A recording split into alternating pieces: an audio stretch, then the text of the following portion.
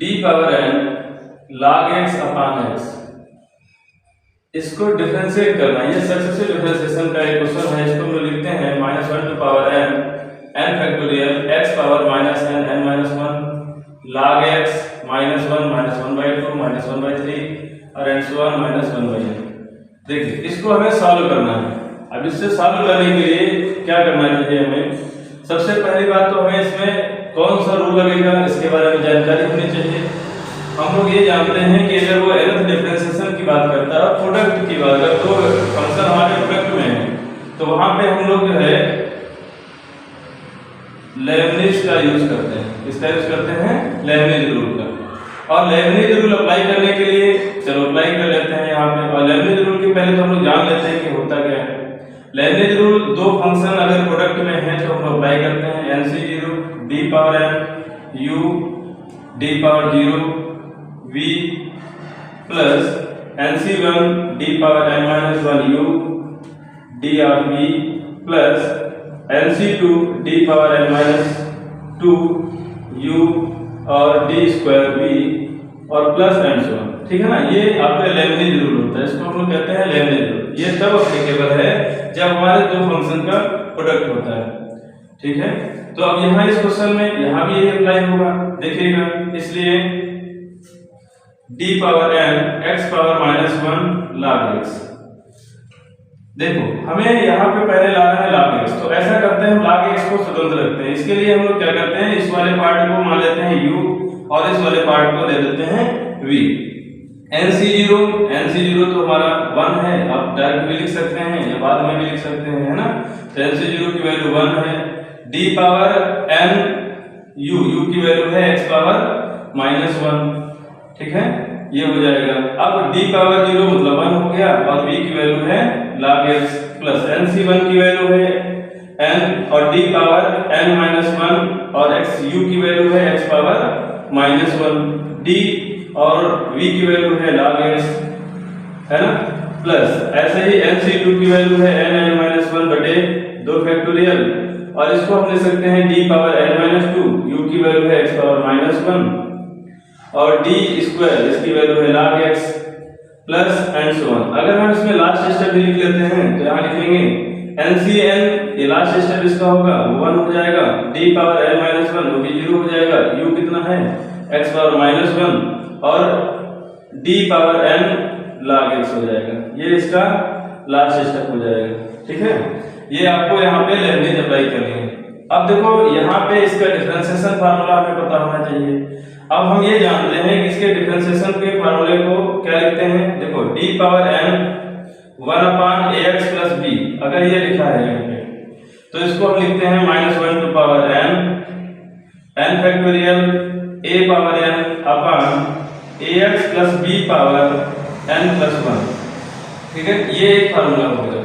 Number 2, इसमें एक दूसरा फार्मूला भी लग रहा है कि हमें d power n log x लिखना है, तो इसके बारे में भी थोड़ा हम लोग जान लेते हैं। d power n log ax plus b अगर लिखा है तो इसको हम क्या लिखते हैं, इसका क्या फार्मूला होता है।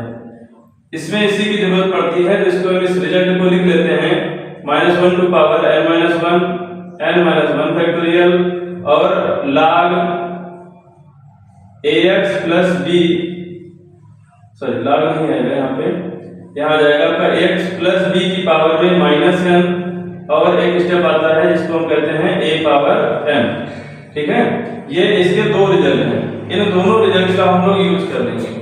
देखो यहाँ पे जब हम यूज करेंगे तो 1 और d power n x power -1, ये एज क्या है 1/x ही है, तो 1/x के लिए हम क्या लिखेंगे यहाँ पे -1 to power n factorial a power n। अब देखो यहाँ पे इसका गुणांक क्या होगा, x के कोएफिशिएंट है 1, तो यहाँ पे 1 पावर n हो जाएगा बटे में आपका x की पावर में कितना रहेगा, x की पावर में रहेगा आपका n प्लस 1। तो जितनी पावर है उसमें एक पावर को हम बढ़ा देते हैं, यानी कि यहाँ पे लिखेंगे n प्लस 1 प्लस n यहाँ पे लिखेंगे, इसको हम लिख सकते हैं -1 to power n-1 factorial 1 power n-1 बटे एक पावर यहाँ पे बढ़ जाती है, यानी कि x की पावर n हो जाएगा। ये हो जाएगा 1/x। और ये log x भी है इसके साथ में, तो log भी लिख लेते हैं। क्या हो जाएगा इसका log x प्लस ये 1/x प्लस यहाँ पे n-1/2 फैक्टोरियल। इसकी वैल्यू देखते हैं तो यहाँ पे क्या लिखेंगे हम लोग, -1 to power n-2 factorial 1 power n-2 upon यहाँ पे लिखेंगे x की पावर में n-1 और इसको 2 बार करना है। तो अब जब इसको 2 बार डिफरेंशिएट करेंगे, एक बार 1/x होगा और एक बार हो जाएगा -1/x²। ठीक है, plus and so on. Plus last step देखें, ये 1 है, ये भी 1 है और ये x पावर 1/x रहेगा, ऐसे लिख लेते हैं।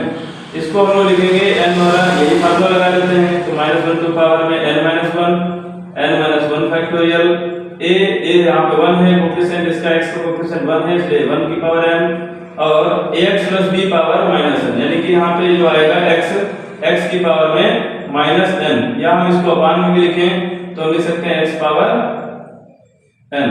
ठीक है, इतना लिख सकते हैं। तो ये आपका डिफरेंशिएशन हो गया। अब क्या करना होता है, इसमें पावर्स को सेपरेट कर लेते हैं। सेपरेट करने के लिए आप देखें तो x की पावर n है, n+1 है यहाँ पे, और x की पावर n और 1 पावर, इन दोनों पावर को ऐड कर लें तो x पावर n+1 हो जाएगा। फिर से यहाँ देखो इस वाले पार्ट में x की पावर में यहाँ पे आएगा आपका n+1 हो जाएगा, इन दोनों पावर्स को ऐड कर लेंगे, भी n+1 हो जाएगा, और x पावर n और ये x ऐड कर लेंगे तो x की पावर n+1 हो जाएगा, यानी कि टोटल में x की पावर में n+1 कॉमन हो गया। ठीक है ना। अब जो अगले स्टेप में है उनको हम लोग कॉमन करते हैं। अगले स्टेप में देखो -1 टू पावर n में लाना है ये वाला स्टेप, तो इसको भी हम लोग कॉमन लिख लेते हैं। और क्या लाना है, n फैक्टोरियल, तो n फैक्टोरियल भी कॉमन लिख लेते हैं। तो जो बच रहा है उसको देखो क्या होगा, ये पहले स्टेप में इस पूरे को हमने कॉमन कर रखा है, तो 1 पावर n को 1 लिखेंगे तो ये बचेगा आपका log x प्लस, देखो n और n-1 को अगर हम मिला देते हैं, n और n-1 को, तो उसको हम n फैक्टोरियल लिख सकते हैं, और वो हम कॉमन कर चुके हैं इसलिए इसको यहाँ से हटा दे रहे हैं। ठीक है ना। और यहाँ देखो यहाँ पे -1 टू पावर n-1, एक बार ध्यान दो, ये -1 टू पावर n-1 है, अगर हम इसको -1 टू पावर n अलग कर लें और -1 टू पावर 1 अलग कर दें तो ये स्टेप तो हमने कॉमन कर रखा है यहाँ पे, तो -1 पावर 1 बचेगा, यानी कि माइनस का 1 बचेगा, तो इसको हम लगा सकते हैं अगले स्टेप में माइनस। ठीक है ना। अब कितना बच रहा है, ये तो हो गया, ये भी हो गया और ये भी हो गया, ये भी हो गया, तो कुल मिला के यहाँ पे बचेगा 1। कितना बचेगा, 1। अगले स्टेप में नेक्स्ट स्टेप लिखिएगा, यहाँ देखो ये x पावर मिला के x पावर n+1 हुआ, हमने कॉमन कर रखा है, n-1 और n-2 फैक्टोरियल मिला दे तो n फैक्टोरियल हुआ, वो भी हमने कॉमन कर रखा है।